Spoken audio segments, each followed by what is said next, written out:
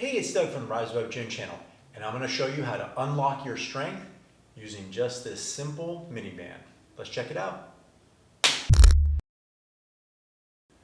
In the world of strength and conditioning and training, whether you're training for a sport or just training for life, we often neglect the little muscles or even little exercises that don't seem, like they're doing anything, or they don't seem great for Instagram or TikTok, but we're doing ourselves a disservice when we do not do these types of exercises. And the mini band is a very good way to tap into those muscles and movements that have been lost, either through just not using them at all or overusing certain things. Like we're playing a sport and we're repeatedly doing one thing that's similar all the time. Some muscles are gonna be a lot stronger, other ones are gonna be a lot weaker, some are gonna be more stretched out, and then some are gonna be a lot shorter, and then some are just gonna be inactive. If we sit on our backside all day long working on a computer, and then we gotta try to play soccer at night, we might have glutes that just turn off.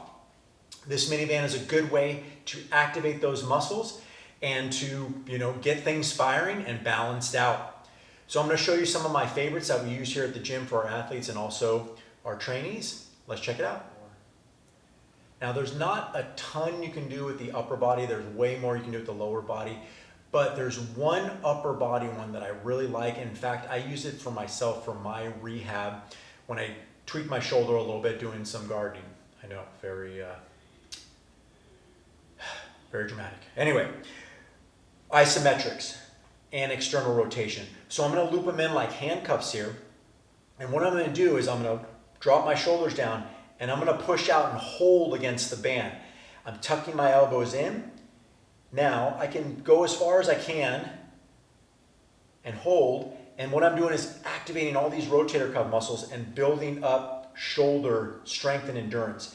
Now the reason why I like this, sometimes when we have just an independent band, we cheat a little bit by having the arm go away from the body. I can't really cheat with this if I do both at the same time and I'm tucking in. So I'm limited by how much I can do. One arm might be able to go a little further than the other, and I can kind of measure that and make sure both are doing the same. And then when I get to an end range, I'm just gonna hold. The other nice thing about this is we can change angles. So now I can rotate my shoulder and go palm down and hold and in. And then I can go palm up, so completely supinate and go out. I can't go as far, but I'll push out and hold, and then relax, push out and hold. And I'm feeling the burn already of those little rotator cuff muscles, and I know they're activated, and I know they're gonna work to stabilize my shoulder. If you want something a little bit more dramatic with your upper body, you can do push-ups with these. Now what the push-ups is gonna do is I'm gonna push my hands out and I actively have to stabilize my shoulder with my rotator cuff muscles, but now I'm just adding a movement which makes it harder because I gotta activate and stabilize all the way through. So I'm gonna push my hands out, be in a push-up position, and then as I go down, I gotta constantly push. Now, the nice thing about the band is you can change levels with this and bring it up towards the elbows. I'm not doing a great job, but I can bring it up more towards the elbows. Now, I really have to push out, and I get a little bit in the chest here as well.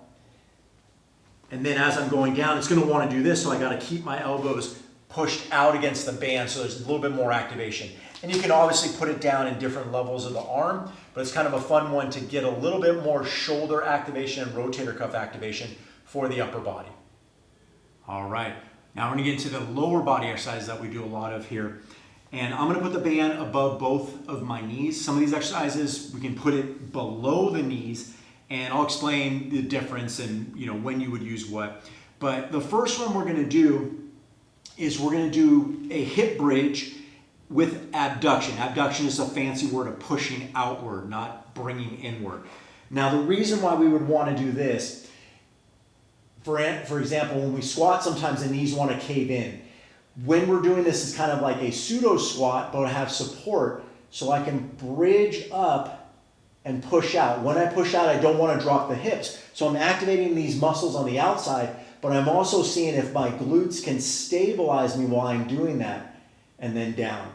A lot of time these outside muscles are weaker than the inside. The inside muscles tend to be stronger pulling in. So we want to activate those outside muscles, those smaller glutes and rotators, to get them functioning properly and help us run and jump and even stabilize the hip and knee to eliminate pain or even be more functional with our workouts and with our training and with our sports. Other abduction type exercise that we do here, and we can do straight leg abduction. I'm gonna have the band above the knees. Now, I can't have it below like I mentioned earlier. Above the knees I like, especially if your knee's cranky. If you have it way down, what's gonna happen, I'll push up, but then the knee can kind of slightly bend in or put stress because of where the resistance is. When the resistance is up, it's a little bit less stressful on the knee, so the knee's not getting pulled down. So it's a matter of kind of what you want to do. I'll just keep it here. I'm gonna get into my supermodel pose here. How you doing?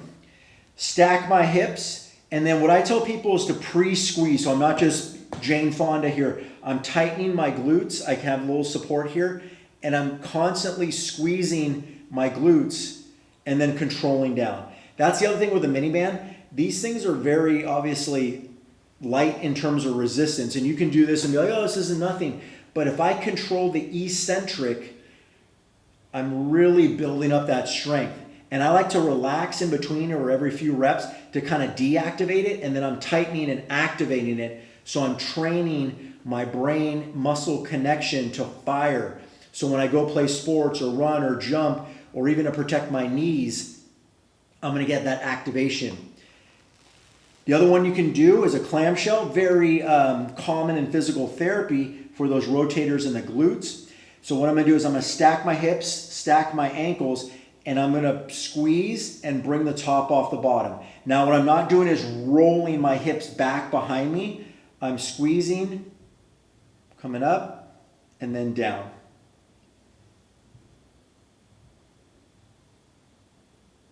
These can also be done in a quadruped position.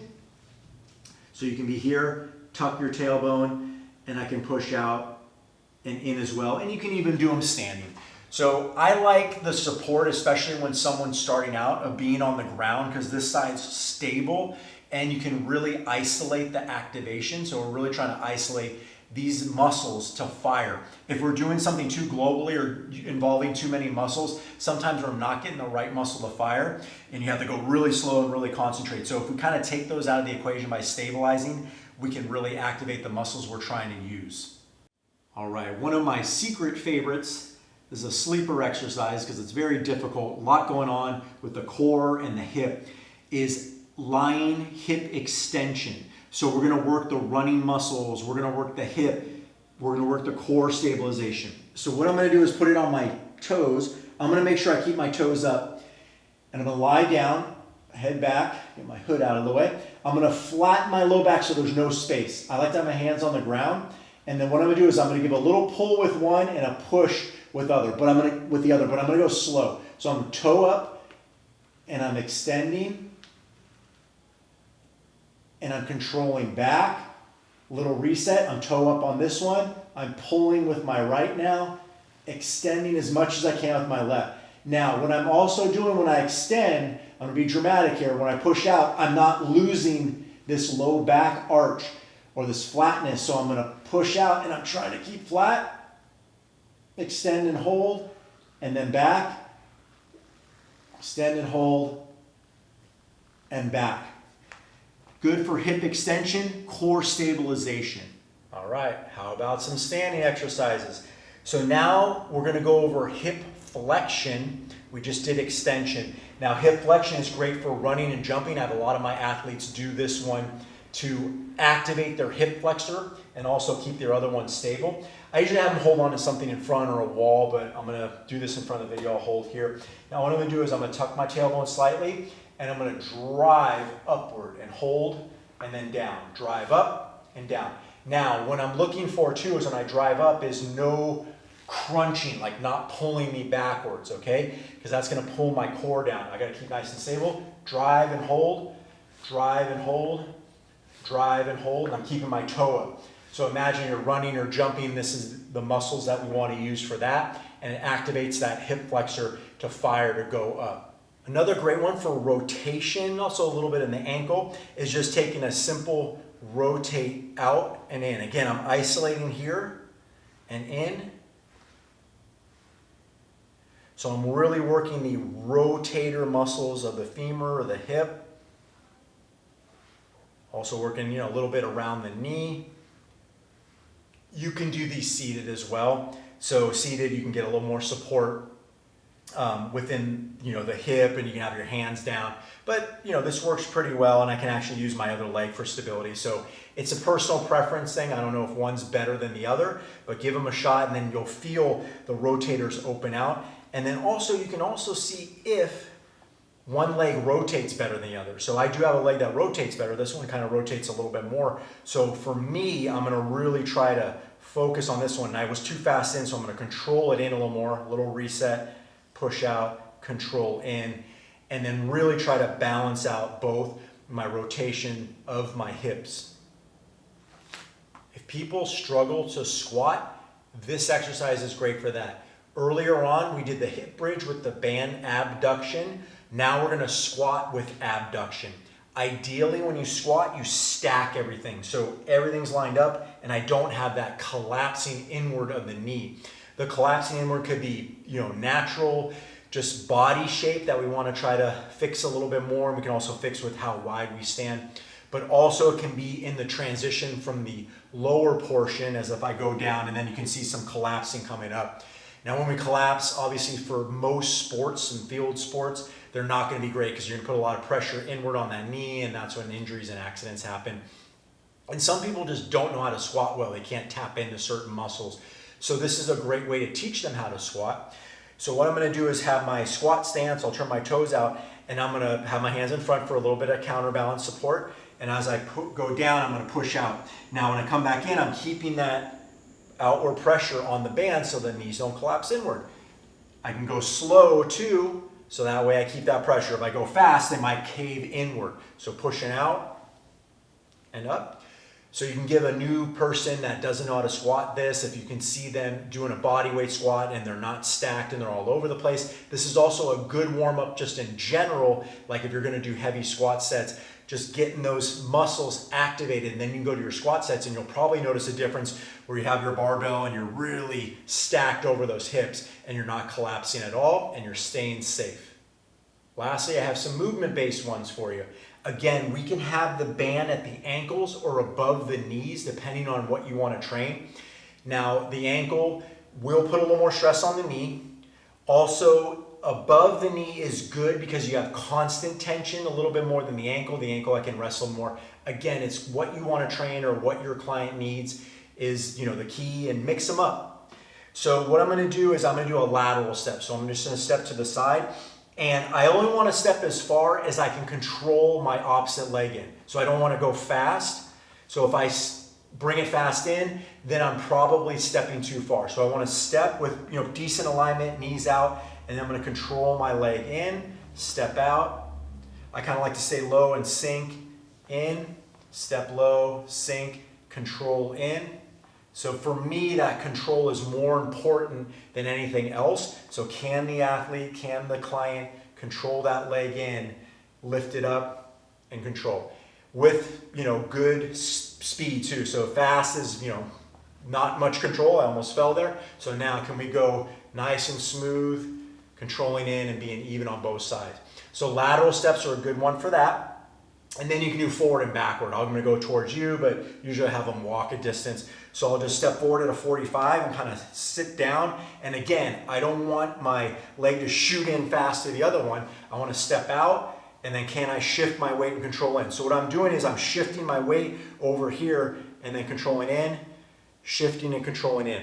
Then we'd go backwards. Backwards, you're gonna step a little bit shorter. I wanna keep alignment. Again, I'm gonna shift and sink, so I'm over the center of that foot and in, here, in, here, in. So again, you can do it above the knees or on the ankles. And then these walks are great to activate things, but also to train the body to load eccentrically and to activate those small muscles to assist in these movements. A lot of times we just rely on the quads and the hamstrings and the glutes, but but the little muscles do all the micro movements in terms of rotation and stabilization of the knees. The stronger they are, the more active they are, the better you'll be as an athlete, the stronger you'll be in general, and also potentially less injury prone. So I hope these exercises help you out. These are relatively cheap.